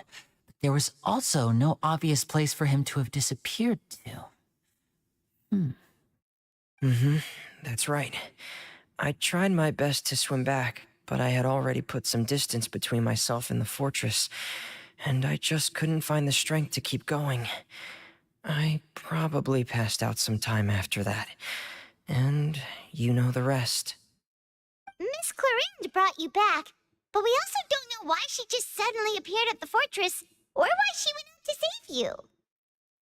Miss Clorand, you say? I must go thank her in person. You're still too weak for M.S.A. You can go after you've had some more rest. Miss Lynette is right.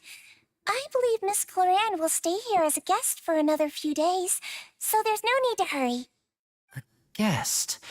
Then I can assume Risley was the one who invited her to come down here? You should ask His Grace about that. He'll be able to explain better than me. Yeah, it's about time he actually told us what's going on.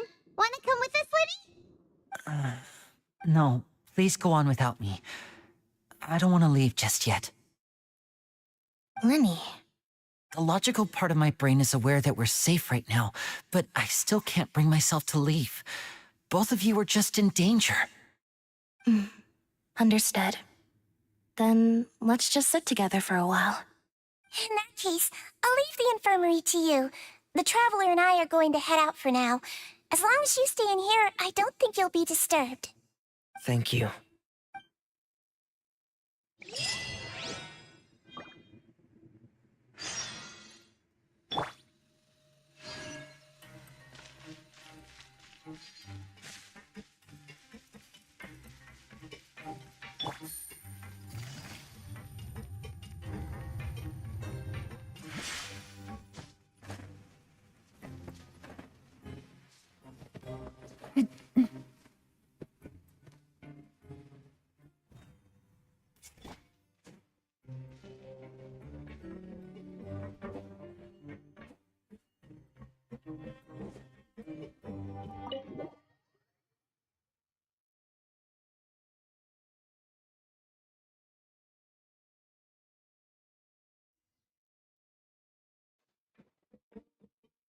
Excuse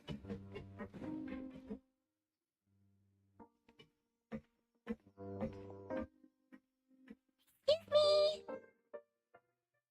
I take it Mr. Fremonet's condition has stabilized? Of course. I wouldn't have left the infirmary otherwise. I've been expecting those two, but might I inquire as to the purpose of your visit, Miss Seedween? To check up on Miss Cloran. How are you feeling? Mostly fine, I think. If you don't mind, I'd like to perform another quick physical exam. It'll just take a few minutes. All right. Thank you for looking out for me. I'll take my leave for now then. Well, want to explain yourself, Risley? Of course, but I'm not partial to the word choice of explain. How about enlighten? Where should I begin? How about you start by asking me any questions you have? You can start with whichever one you'd like to get answered the most. Then Paimon will begin. Did you know Lenny's goals from the very beginning? No. I just knew they were Fatui operatives sent to the fortress by the Knave. As for their specific goals, I only figured those out as you made progress on your investigation. You managed to monitor and stay ahead of them even though you didn't know what they were trying to do? They came here with ulterior motives. I'm quite adept at discerning what that kind of behavior signals. Initially, I thought their goal was just to investigate Child's disappearance. Linny suggested that I had deliberately let him escape, but in truth, I didn't really do anything special to help or hinder him while he was here. Everything he did, from finding helpers to leaving this place, he did on his own. Of course, it's inevitable that the Knave would make a big deal out of her fellow Harbinger's unexplained disappearance. I'm also quite curious about where that Harbinger went, so I figured I might as well let the Fatui do their own investigative work. All I care about is the answer. So you were hoping Lenny's group would just do your work for you? You make it sound like that's a bad thing. Unfortunately, things didn't go as planned. I assume that Fremonet has told you already the ratio of primordial seawater around the fortress of Meripede is on the rise. The Forbidden Zone has always been Linny's target, and you got roped into that investigation after running into him. I began to intervene out of concern for your safety, and also to prevent the fortress from becoming entangled in more irksome matters. Are the rumors true?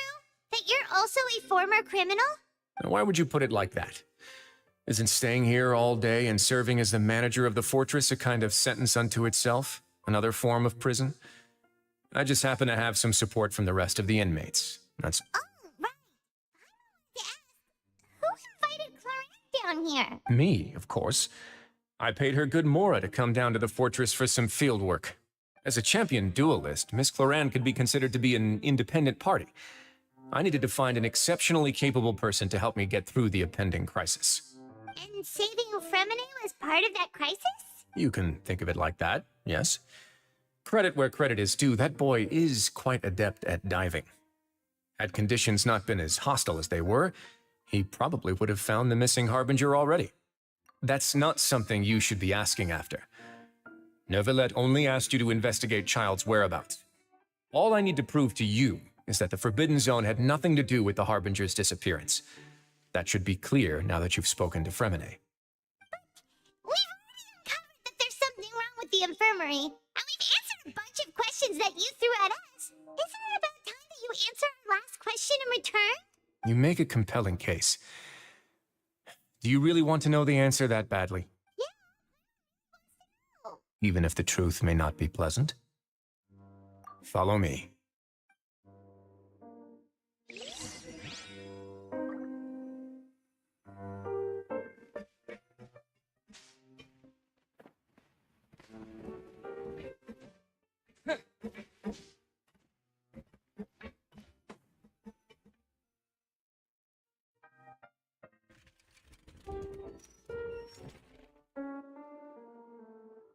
There's a hidden door here? And a whole basement behind it? You're pretty good at stuff, Risley. It seems you've forgotten just what kind of place the Fortress of Meripede is.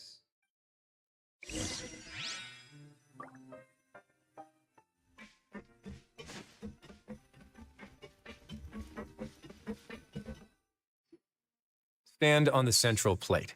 Wait, is there a secret mechanism or... Whoa!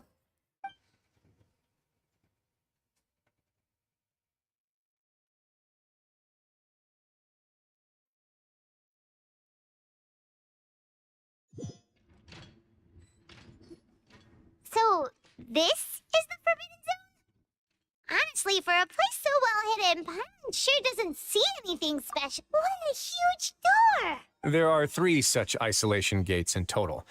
Generally speaking, I'm the only one who's allowed to go inside. Hence the name Forbidden Zone.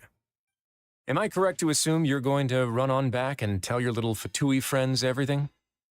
Well, Paimon wasn't thinking of keeping anything from them. Well, I'd advise you wait until you've seen the whole truth of this place for yourself before deciding whether or not to tell them.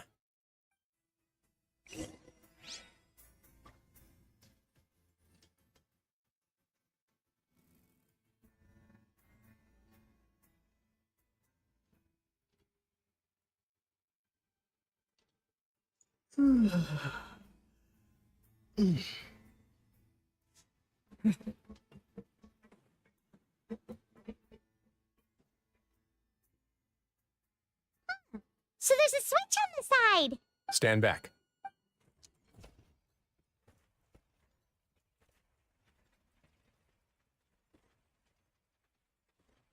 Whoa! They all just went up one by one. Go on, have a look.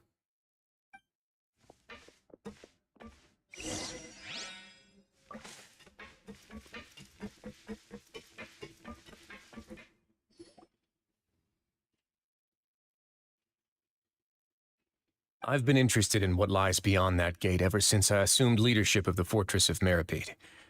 Of course, it would be unwise to recklessly open it, but it'd also be risky and negligent to simply ignore any potential danger that could be behind it. The readings on that dashboard have not budged since the day when I first laid eyes on this place. But over the past year, the needle has crept upwards from its original position, likely because some parameter it's been tracking has changed, if only infinitesimally. Normally, I would have ignored it, but I happened to have some free time when I noticed it, so I investigated. Any guesses what the reading could be tracking? Very reasonable guesses. I've considered both of those as well. Unfortunately, our dashboard is tracking something less ordinary. The temperature should vary with weather and climate changes, so for something that rarely shifts, the water pressure is more likely. We ran a few tests to increase the pressure from the outside, but the readings didn't change at all. Later on, a few more possibilities occurred to me, such as a potential connection with the primordial sea. I began to make a few preparations based on that hypothesis. Over the past few days, the needle has moved again. With that, and the symptoms that M.S.A displayed after leaving the fortress, I can now confidently conclude that the readings represent the concentration of primordial seawater in the seawater nearby.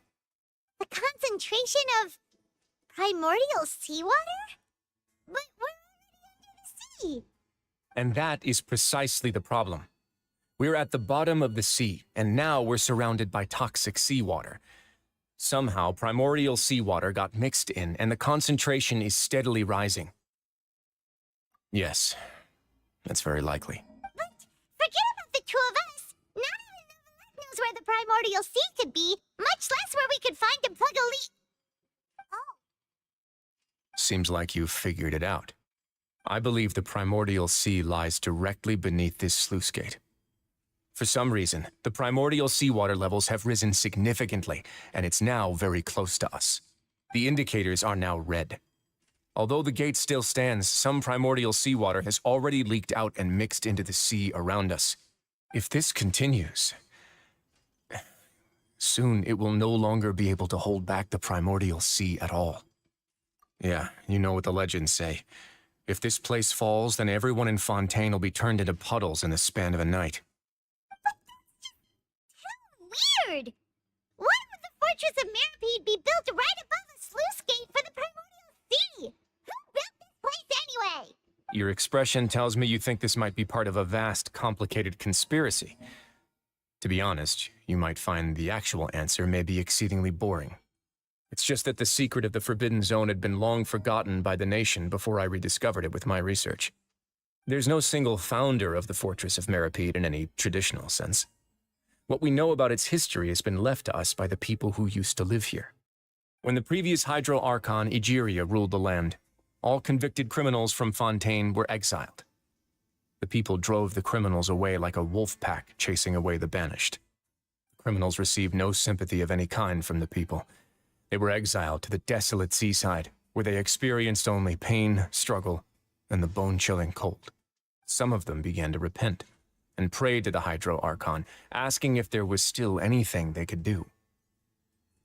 The Hydro Archon took pity on them and said, "You may go guard my secret, deep underneath the waves."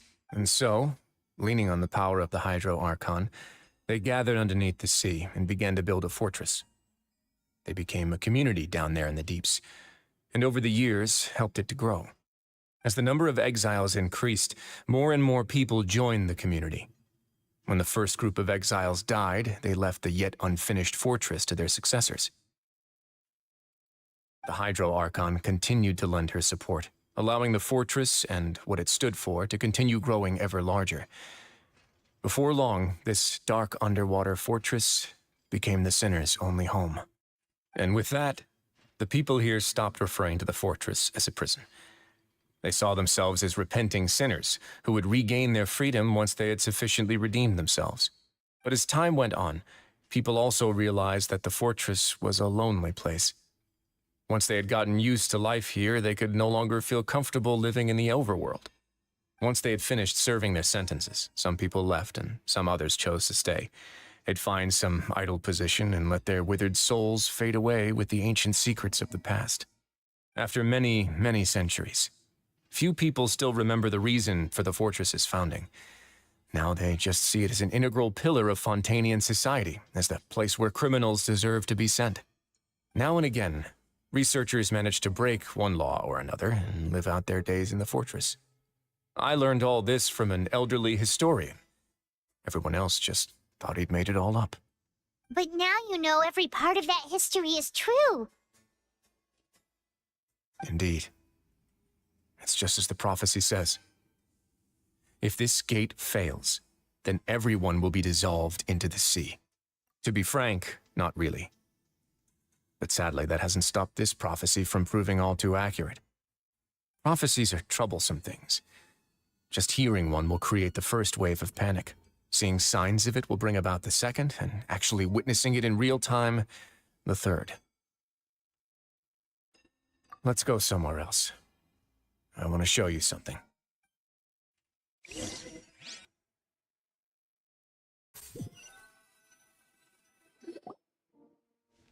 This is it.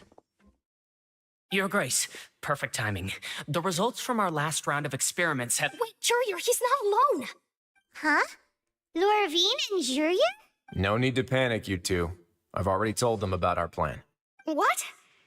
After you warned us not to tell a single soul about any of this? I'm skeptical as well. Are you sure they are trustworthy? The results speak for themselves, don't they? These two may already know more than you could ever imagine. All right then, if Your Grace insists. They seem harmless enough, so I'll trust them for now. Well, how about some reintroductions? This is Jurier, one of the highest-ranked researchers from the Fontaine Research Institute. He used to work under Edwin. I trust that you've heard of Edwin? Good. Saves me a bit of time explaining. Edwin's main areas of research were archaeum and gravimeters. As his assistant, Jurier is quite familiar with them as well. I hired him to be my technical consultant. You want to blow up the fortress of Meripede? Ah, what a lovely idea. I'm already imagining it in my head. Gotta admit, I'm tempted as well. Guys, focus! Focus! That taskmaster over there is Miss Lorvine, and is also one of my technical consultants. While Jurier used to be Edwin's assistant, she used to be Jurier's assistant. Ooh, are they together? See, everyone keeps asking this question. Are you too sure you're not a couple and just using your work as a convenient cover? Your Grace, I am not in a relationship with this man. If I dated her, I'd officially be madder than Edwin. Jeez, forget I said anything then. Follow me. Whoa, there's another door that goes right up. Your constant amazement makes it seem like the fortress can do anything. But Paimon really thinks everything's super cool. Well, let's spice it up a bit. And here you go.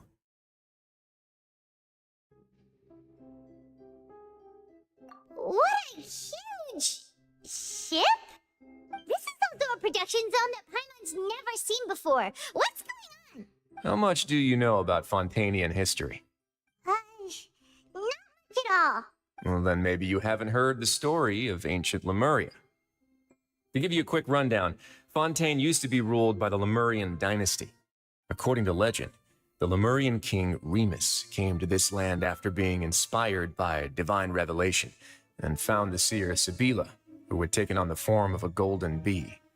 Taking the golden bee with him and riding on a huge ship, the Fortuna, he created his nation above the surging waves. He called his nation Lemuria and used the Fortuna to incessantly search for new tribes and islands, calling on them to join his empire. There's a ship in this story too? Where there's water, there'll be ships. People believe that hope can always be found at the end of a voyage. Do you believe that too? To a point, I think.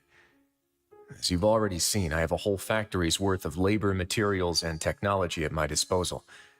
Certainly can't hurt to give it a try. So the moment I began to speculate that the primordial sea might lie underneath the gate, I also began this project. Were you inspired by the legendary Fortuna? Maybe. Fontanians need something to hold on to cope with the impending disaster. Were the workers to find out the truth behind this ship, riots would destroy the fortress faster than any catastrophe. As the fortress's administrator, I'd never make such a reckless call. All right, that's enough talking for now. I'll need another 3 cups of tea to soothe my throat. Do you have any other questions? Seems like you're good. Come on, I'll take you back.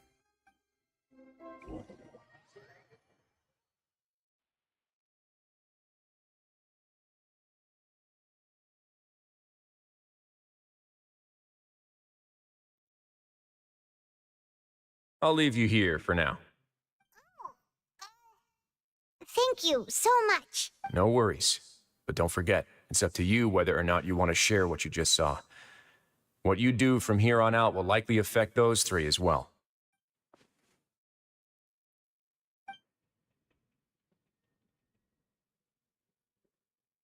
Yeah, we'll put a lot of thought into it for sure. Great. I look forward to what happens next.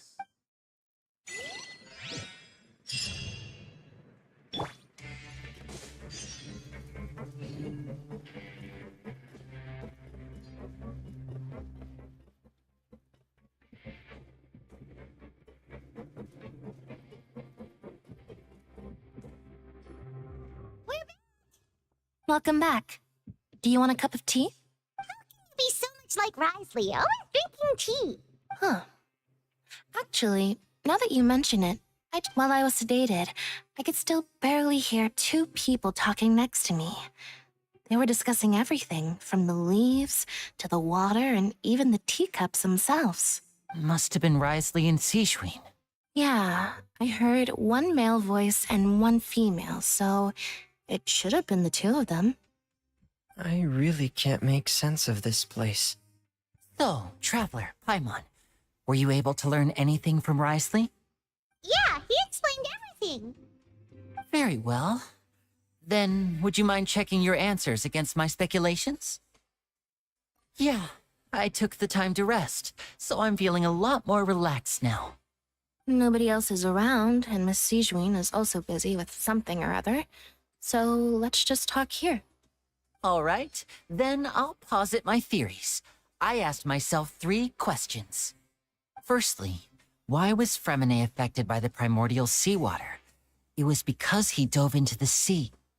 My theory is, the long-lost primordial sea is probably very close to the fortress of Mirapede. Ooh, he's good. He got that right on the first try. That's our Lenny. Secondly, Risley's attitude changed dramatically during the course of our stay here. He ignored us completely at first, then suddenly roadblocked us. Why? I spent quite a long time thinking about this. If he has been monitoring the Fatui since the very beginning, he probably ignored us at first because he was hoping we could find Master Child for him. What's more, the Fortress of Meripede is not part of Fontaine's court system, nor does it report to Udex Nervulet. Wriothesley is basically the king of a no-man's land. As long as the fortress doesn't do anything about Master Child's disappearance, Father can use it to pressure the Fontaine authorities. And while the two factions are pitted against each other, Wriothesley will be free to move between the parties of interest. If I had to guess, he probably has something that he's working on himself.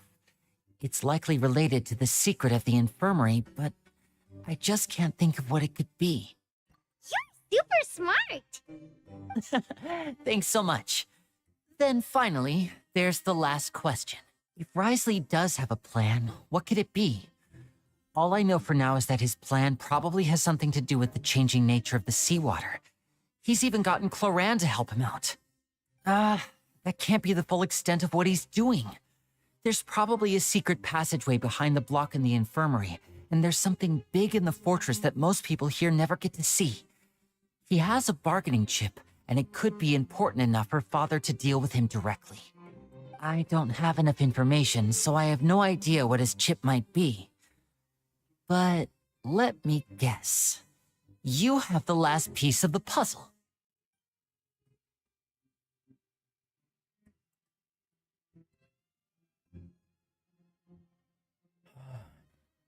I can't believe it. The sea will engulf everyone. Just like the prophecy said. Could Wriothesley have wanted to meet Father to figure out a way to deal with this crisis? If you remember, I once mentioned that Father sees the House of the Hearth as her base of operations, and she truly wants to resolve the crisis. But how could Wriothesley have known that? Or perhaps he didn't know and just wanted to bring Father over to his side, which could be why he said he just wanted to negotiate. Yeah, that makes sense to me. I understand your concerns as well, Traveler. The two of you have already aided us far too much. We probably wouldn't be standing here right now if not for you. If you ever need anything else going forward, please come to the House of the Hearth at any time. Though you may not share the sentiment, after all that we've gone through together, the three of us basically see you as family now. You have my gratitude. Thank you for protecting Linny when it really mattered. And thank you for sharing the secrets of the fortress with us. We didn't think you were going to do it. Why are you being so formal all of a sudden? Given your strength, you might not need our help at all.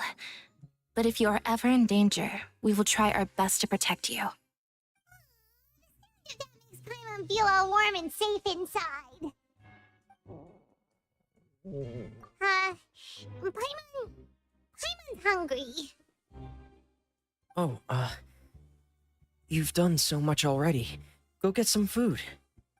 We'll catch you guys another time.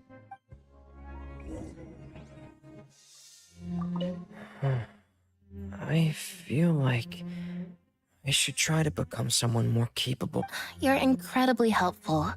Lenny thinks so too. Yeah, you two are always telling me not to push myself, but aren't you just like that as well?